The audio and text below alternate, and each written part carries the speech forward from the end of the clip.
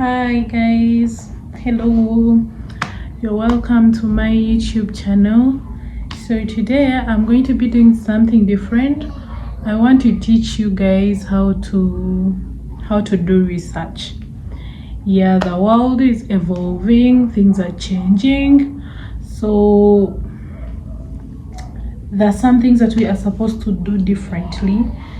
Yeah, so how do you do research in the current world of AI? Because most people, ever since they discovered AI, they became lazy. It's very hard for you to do your own work, to generate your own words, to do your own things. Yeah, so people prefer to be assisted by AI.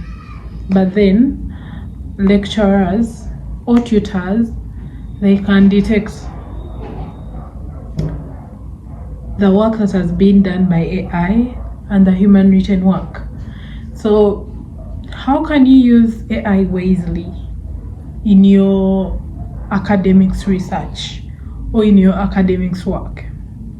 Yeah, so I'm going to be giving you websites that I have been using for the last 1 year, and they have helped me a lot. So once you use these websites, you will be able to bypass AI and everything will be good. Yeah, this is my secret, but I want to share it with you guys, my subscribers. Yeah, so how do we do research in the current world of AI? Most people use ChatGPT. ChatGPT is good. It's good, but for basic information. When it comes to real research, unfortunately, ChatGPT can't do it for you. Reason being, like, it gets overwhelmed, and it being an AI website, sometimes it gives false information, and you can never know, because by the time you go to AI to search for something, meaning you also do not know about it, or you have little knowledge about it.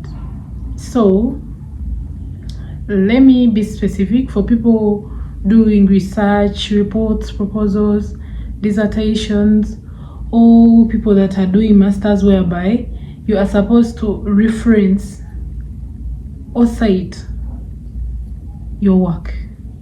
So ChatGPT can give you citations that don't exist. It can come up with its own studies that do not exist. Yeah, so ChatGPT can tell you science is this and that according to Sharon 2025.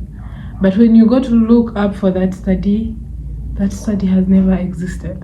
So it just gives you what you want to see, or it just tells you what you want, what you're looking for, yet in actual sense it is wrong. So do not rely on ChatGPT when you're doing your research. Okay, you can rely on it, but when you're asking ChatGPT to give you information, maybe for your research, tell ChatGPT to give you the links to the facts. Like, where did ChatGPT get those facts from? If they can't give you the facts, 99% those citations are wrong, or those references are wrong. So they should be able to give you the link to where they got that information from. That's for ChatGPT, because it's capable of coming up with its own studies. Then you do your research thinking you've smashed it.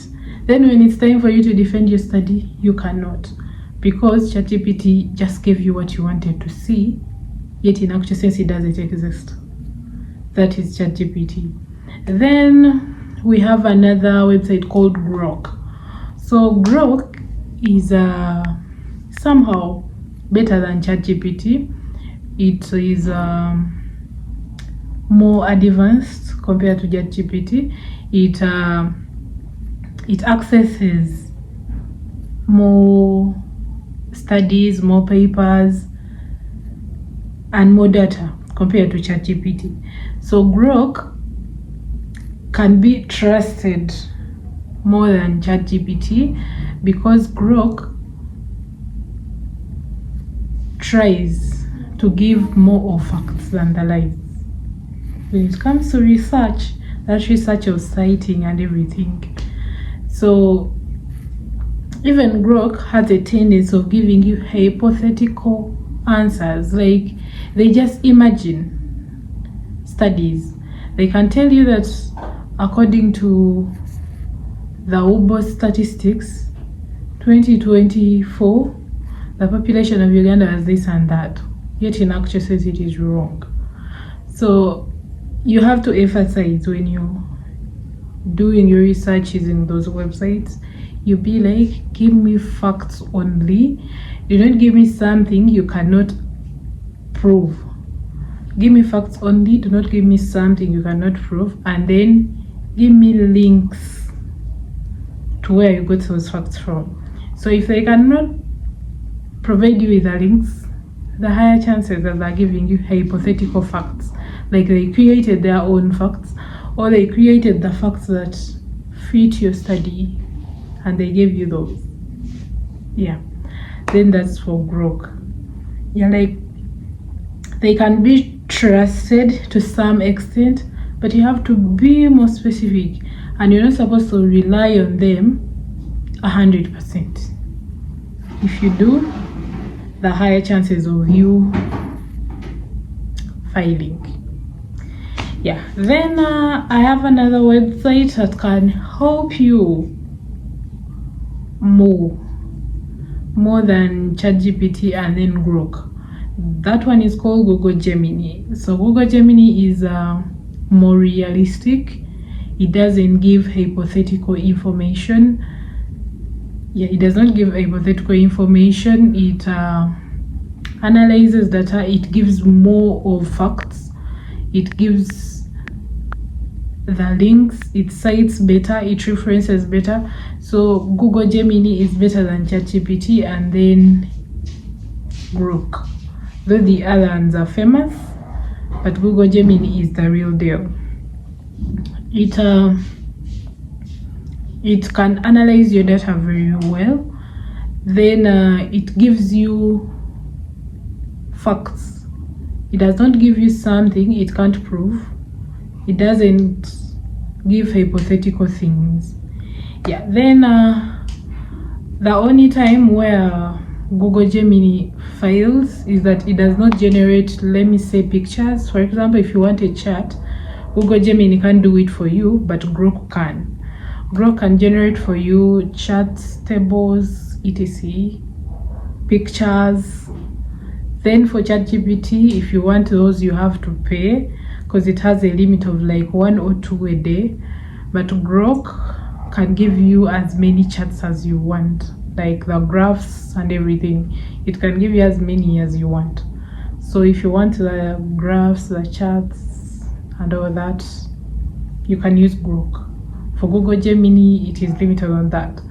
But for better analysis of your data, for better citations, for better references that exist, you're supposed to use Google Gemini because I have used it. Yeah, and I highly recommend it. Yeah, so thank you for watching. Hope this video has been helpful. In my next video, I'll be telling you guys how do we bypass AI detectors and plagiarism detectors.